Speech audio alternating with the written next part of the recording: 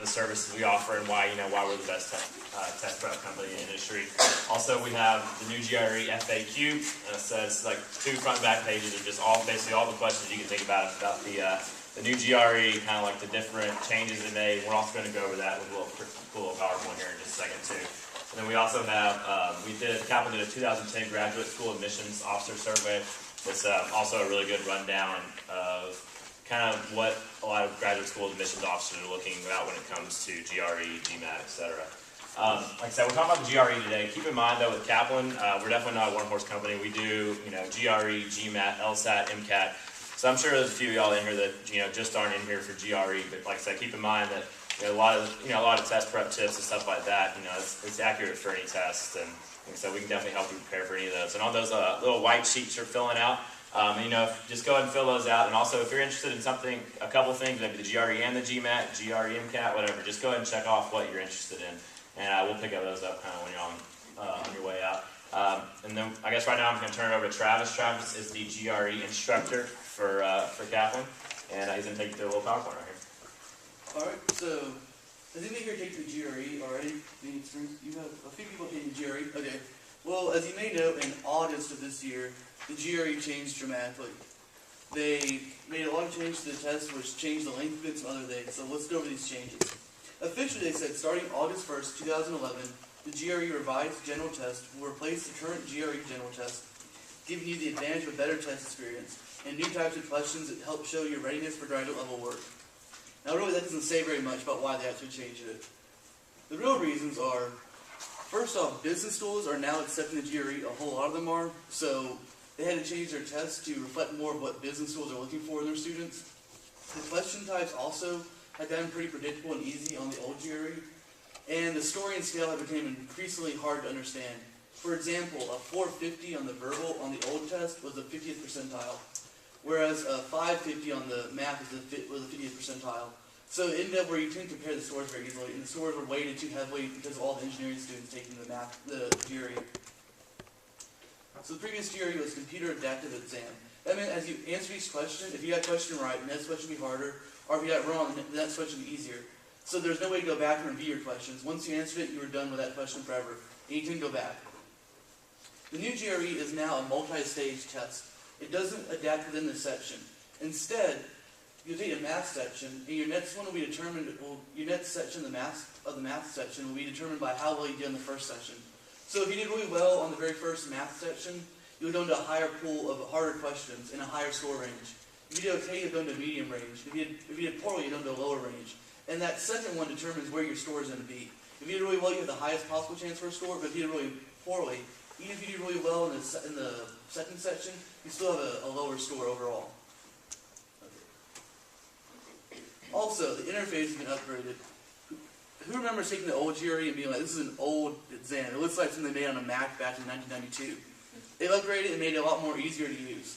You can mark questions within the exam, so if you I don't really know this one right now, I want to do this later, you can mark it. So later on when you go back to review it, you can see, oh, I marked 3 questions. You can also click the review button, which will take you up to all the questions in this section. You can see, okay, I haven't answered these 4. I've answered all these other ones, and I have 2 marked ones. So you know where to go within the exam. This is the review section where you can see, okay, I've not answered about most of the questions, but I've answered 2 of them so far, and I've not answered 2 others, so I need to go back and fix those before I quit. There's also now a calculator in the exam. You can now use a calculator for the math section. Previously there was no calculator, but this is also a little bit of a trap, because a lot of times students get too anxious to use this, and they'll spend all their time using a calculator, end up not doing all the questions, they run out of time. The test has gotten much longer also. Previously it was about 3 hours, because you had 1 verbal and 1 quantitative section, then you have a research, and you have an hour and a half for your 2 writing sections. Now it's about 4 hours. You'll have 2 verbal sections and 2 quantitative reasoning sections. You'll start off the exam with 2 30-minute writing tasks, so that's an hour right there. So you're looking at about 4 hours. There will be an unstored or research section also in your exam. And for the unstored section, you can't tell which one it is. You have to treat all the sections like they are being graded.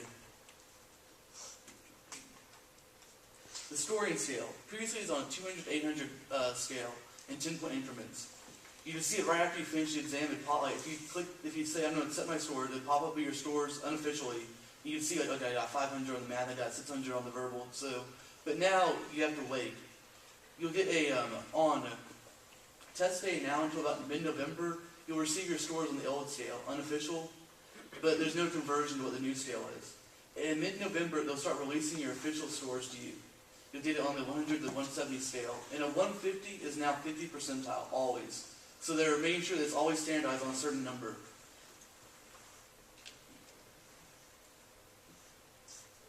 They've also changed how often you take the GRE. Previously, you take it 6 times a year, at least once every month. I imagine once every month. Now you can take it once every 2 months and only 5 times a year. So if you're planning to take the exam in September or October for applying, you probably want to get a little bit earlier. It's a little too late now, but we can work on that. Because if you don't do as well as you want, you have to wait 2 months before you can retake it. So the 3 sections of the GRE are analytical writing, verbal reasoning, and quantitative reasoning. The analytical writing has 2 writing samples. You have to do 2 writing samples, so that's about an hour and 10 minutes of work. So we can, I haven't changed that from the previous exam. A new section on the verbal reasoning part is the reading comprehension. We'll give you a passage. The majority of passages are 1 paragraph. They will have some longer paragraphs, like longer passages. There'll be 4 to 5 paragraphs, and have more questions. And you have to read the passage and answer questions about it. There'll be 1 to 6 questions. Normally there's like 2 or 3 though per passage. This is an example of what the reading comprehension will look like. So you always have the passage on the side and the question on the other side. This is one of the new types of questions also. As you'll see, it's square boxes instead of the previous one had circular boxes. These have square boxes. That means there can be multiple right answers. You have to get all the right answers. So if there are 2 correct answers here, you get both of them, you get credit. But if you only get one of them, you don't get any credit at all. So you have to get all the right answers and none of the wrong ones. The text completion is a new type of question also. It's like the sentence completion of the old exam, if you may have taken it. It's now composed of 1 to 5 sentences. You can have multiple blanks. And the blanks are all, once again, you have to get all of the blanks correct. You can't just get one of them, one of the 3, and get credit. You have to get all 3 correct or you don't get any credit. So, this is what they look like now. You have to pick out of that list of 5, and which one to be. And this is what a multiple blank will look like. So you have to start off here, okay, which is the easiest one I can solve first, and then sort of work your way back from that and solve one by one. They're difficult, but they once you learn the strategy of how to approach these questions, they get a lot easier. Sentence equivalence is another new question type. Again, it's like the sentence completion. This time it tests how well you know the synonyms of words. And now you have 6 choices. You have to pick 2 of them.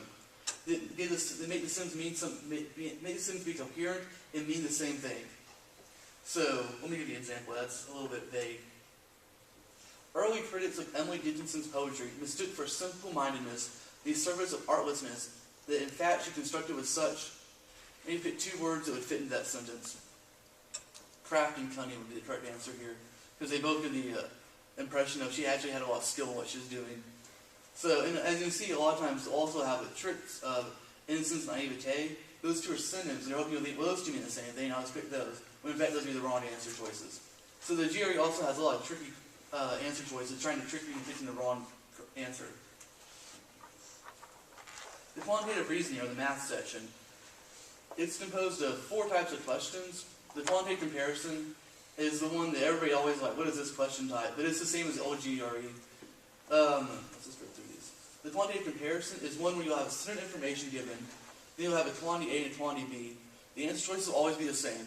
Answer choice A is quantity A always greater. Answer choice B is quantity B always greater. Answer choice C is are the 2 always equal. And answer choice D is the relationship cannot be determined from this information given. Students oftentimes are most afraid of these questions. It's so unusual. You never see questions like this in a normal math exam. But it's actually the easiest type of question on the math section. So there are strategies about how to approach all of these, and the Kaplan courses will go over all of the math you might not have seen since you were in high school. This is a multiple choice question. It's just like normal multiple choice questions you see on all sorts of math exams. Nothing too confusing about this. This is another one of the select all that apply. Which of the following numbers multiples of 2 and 3? Not a very hard question, But the key to it is making sure you get all of them correct. If you miss one, you don't get any credit. So.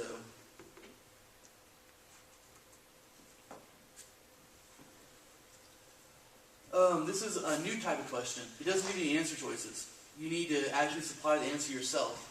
A lot of times these are questions where you'll want to use the calculator and figure out, because the calculator has a transfer display button which you can put whatever is in the calculator window screen into the answer box. So these are a little bit harder questions because there's no answer choices to back solve or to work with. So you have to sort of figure out yourself. One of the nice things about it though is it will tell you next to it what kind of answer it wants. It wants years here. So in case you have a problem where they give you information in hours but it wants minutes, it will remind you it wants minutes. Or if it's a fraction, it'll give you two little boxes with a dash in between them so you know it needs a fraction answer. So these are the 6 big changes for the GRE. The test type has changed dramatically. It's gone from a computer adaptive exam to a multi-stage test, so it's a big change there. And actually it's a lot easier now with that part. That part removes a lot of the pressure you had with, before every question mattered so much, students get panicked and be like, I know I got that question wrong, oh, and they panic about it and lose their concentration. Now there's a lot less stress in each section. You have a lot more, you can go back and check and see if you did them right, so. Interface and functionality have improved greatly. They're much nicer to use now. The length of the test has gotten much longer and it will be much more boring. You will walk out feeling exhausted and just, you'll want to go home and take a nap right away. The scoring scale has also changed a lot. It's now gone from 200 to 800 to 130 to 170. I don't know exactly how schools are going to handle that right now because the GRE hasn't released a conversion score or the old scores to the new scores. So contact the schools you're applying to if you're applying this semester and ask them, what are you going to do about this? Because they may have new requirements. And also because they're releasing the scores so late in November, that might be too late for some programs. You need to contact them and be like, I won't get my scores until late November. What should I do about that? I've heard a lot of schools they're taking GRE scores later this year. The retaking the GRE is another big concern you need to watch out for. If you're taking it next fall, like because you're going to be applying next fall, you want to take it probably in the summer. So you have that extra 2 months to really sort of, you didn't do well, you had that 2 months grace period to really go ahead and study for and take it, then take it again. And the question types have changed. They've gotten mainly a lot harder. The question types have gotten harder, but there are a lot of strategies that Kaplan has that'll make them a lot easier to go through and fix. So you can, a lot of these questions, like with my students, when they're afraid at first, once they learn the strategies, they're like, oh, this is so much easier now. Like, they really find it a lot easier to do. The previous GRE scores are good for 5 years, so they should be good until like 5 years from now. So if you have taken it before and you're happy with your score, then good for you. You have 5 more years with it.